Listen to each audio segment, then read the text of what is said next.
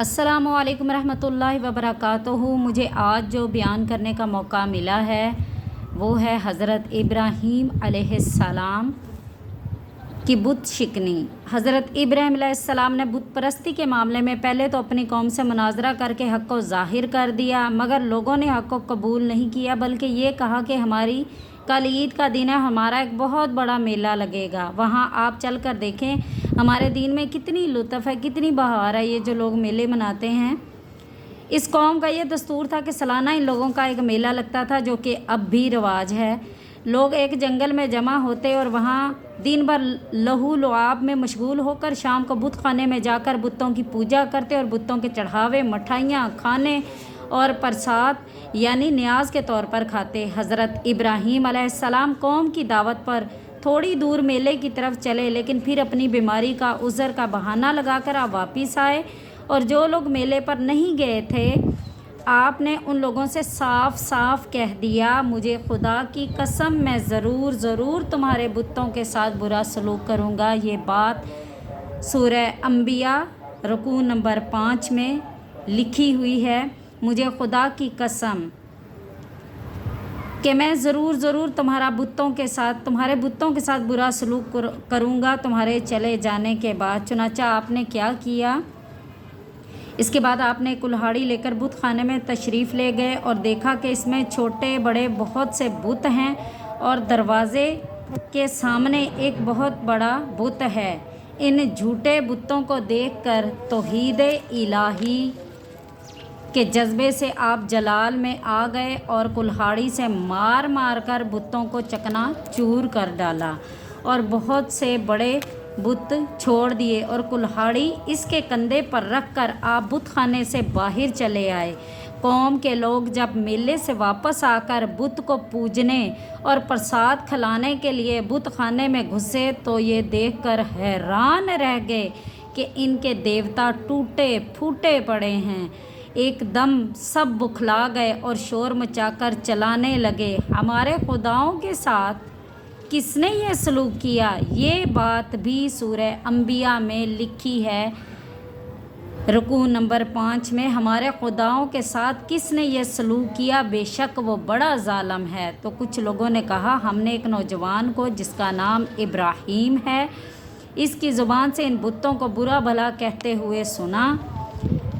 कौम ने कहा कि इस जवान को लोगों के सामने लाओ, शायद लोग गवाही दें कि इसने बुतों को तोड़ा है। चुनाचा हज़रत इब्राहीम अलैहिस्सलाम बुलाए गए तो कौम के लोगों ने पूछा कि ए इब्राहीम, क्या तुमने खुदाओं के साथ ये सलूक किया है? तो हज़रत इब्राहीम अलैहिस्सलाम ने फरमाया, तुम्हारे इस बड़े बुत ने क्या किया?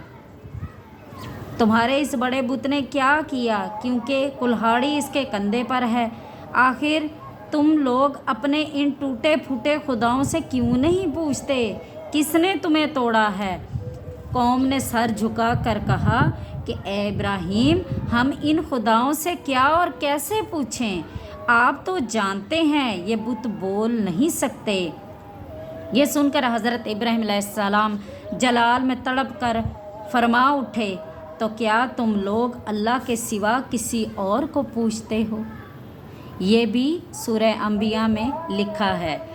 तो क्या तुम लोग अल्लाह के सिवा किसी और को पूछते हो जो ना तुम्हें नफ़ा दे ना तुम्हें नुकसान पहुँचाए, तुम पर और इन बुतों पर जिनको अल्लाह के सिवा पूछते हो? क्या तुम लोग इतनी बात भी नहीं समझते?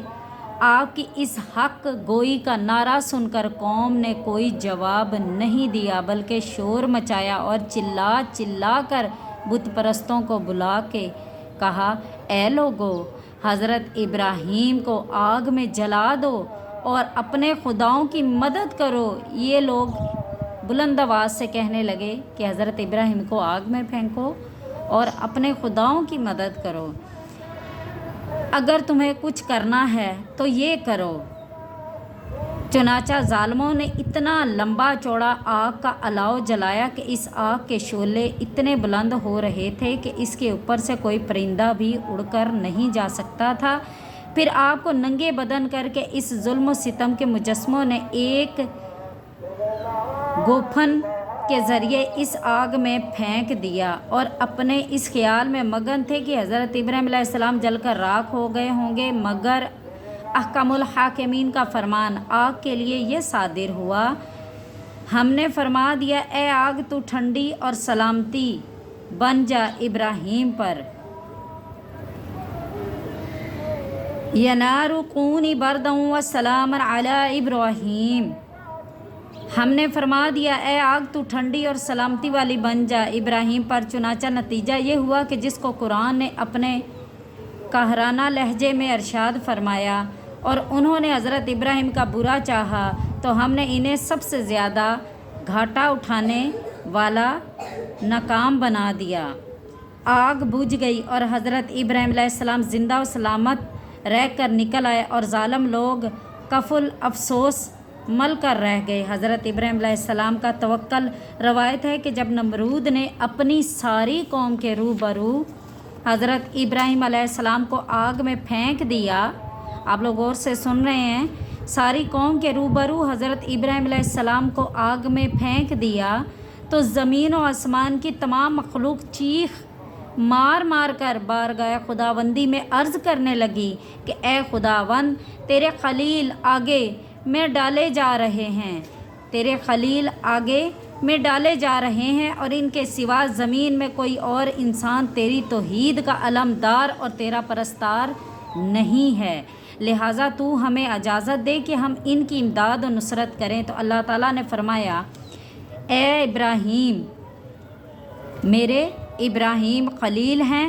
اور میں ان کا معبود ہوں، تو اگر حضرت ابراہیم علیہ السلام تم سب سے فریاد کر کے مدد طلب کریں تو میری اجازت ہے کہ سب ان کی مدد کرو، اور اگر وہ میرے سوا کسی اور سے کوئی مدد طلب نہ کریں تو تم سب سن لو کہ میں ان کا دوست اور حامی و مددگار ہوں۔ اس سے ثابت یہ ہوا کہ جو بندہ صرف اللہ سے مدد مانگتا ہے تو اللہ تعالیٰ غیبانہ اس کی مدد فرماتے ہیں، لیکن جو لوگ دوسرے وسیلے ڈھونڈ لیتے ہیں اللہ کو چھوڑ کر یا اللہ کا شریک بناتے ہیں، تو اللہ تعالیٰ کا یہ وعدہ ہے کہ قیامت والے دن میں انہیں لا کھڑا کروں گا اور انہیں پھر کہوں گا کہ ہاں، یہ جو تم میرے علاوہ جن کو پکارتے تھے اب ان سے کہو یہ تمہاری مدد کریں، جن کو تم میرے مقابلے میں دنیا میں کھڑا کرتے تھے۔ شریک کرنا مقابلہ ہوتا ہے، اللہ کے ساتھ مقابلہ کرواتے ہیں، تو اللہ تعالیٰ کہیں گے کہ جن کو تم میرے مقابلے میں دنیا میں کھڑا کرتے تھے تو اب ان سے مدد مانگو یہ تمہیں میرے قہر سے بچائیں، تو اس وقت تو انہیں اپنی پڑی ہوگی۔ اس کے بعد آپ کے پاس پانی کا فرشتہ آیا اور کہا کہ اگر آپ فرمائیں تو میں پانی برسا کر آگ کو بجھا دوں۔ پھر ہوا کا فرشتہ حاضر ہوا اور اس نے کہا کہ اگر آپ کا حکم ہو تو میں زبردست آندھی چلا کر اس آگ کو اڑا دوں۔ تو آپ نے ان دونوں فرشتوں سے فرمایا مجھے تم لوگوں کی کوئی ضرورت نہیں، مجھ کو میرا اللہ کافی ہے اور وہی میرا بہترین کارساز ہے، وہی جب چاہے گا اور جس طرح اس کی مرضی ہوگی میری مدد فرمائے گا۔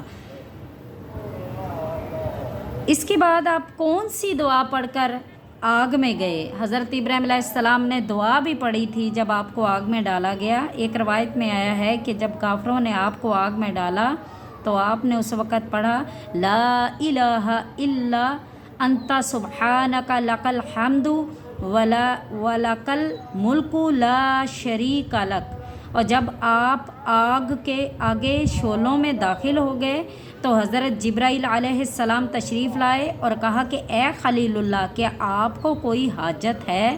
دیکھیں ان کی مدد کے لیے اتنے جلیل و قدر فرشتے آتے رہے لیکن انہوں نے اللہ کے علاوہ کسی سے مدد نہیں مانگی۔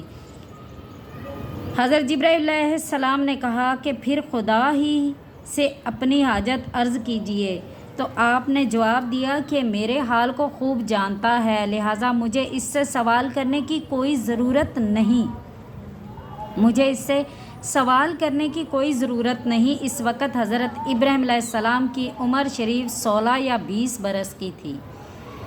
آپ کتنی دیر تک آگ میں رہے؟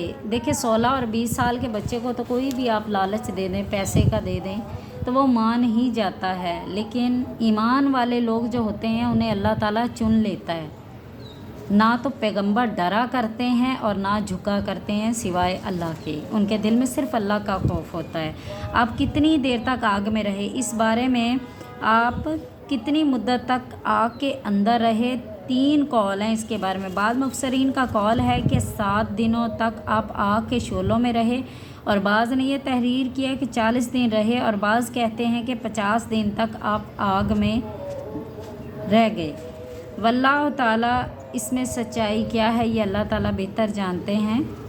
इसमें इस सबक से हमें हदायत ये मिलती है, इस वाक़े से इन लोगों को तसल्ली मिलती है जो बातल की तागूती ताकतों के मुकाबिल इस्तकामत का पहाड़ बनकर डट जाते हैं। आज भी हो जो इब्राहीम का ईमान पैदा, आज भी हो जो इब्राहीम का ईमान पैदा, आग कर सकती है अंदाज़े गुलिस्तां पैदा। अल्लाह ताला का किसी को शरीक ना ठहराएं, अपनी तौहीद का अकीदा जो है उसे दुरुस्त रखें और नमाज को कायम करें। वल्लाह कुरान को तर्जमे के साथ पढ़ें, तर्जमे के साथ पढ़ें, क्योंकि कुरान जो है उस पर गौर करने का हुक्म आया है, और जो बंदा कुरान पर गौर नहीं करता, उसको पढ़ी जा रहा है, बस अरबी में पढ़ी जा रहा है, उसको पता ही नहीं है कुरान में क्या लिखा है, उसकी समझ में ही नहीं है, उसको पता ही नहीं अल्लाह ताला क्या अहकाम नाजिल फरमा रहे हैं, तो उसने कुरान का हक़ अदा नहीं किया। तो लिहाजा कुरान पाक को तर्जमे से पढ़ें, और इंशाअल्लाह जब आप कुरान को तर्जमे से पढ़ेंगे, उसे समझेंगे, तो आपका अकीदा तौहीद जो है वो बेहतर होगा।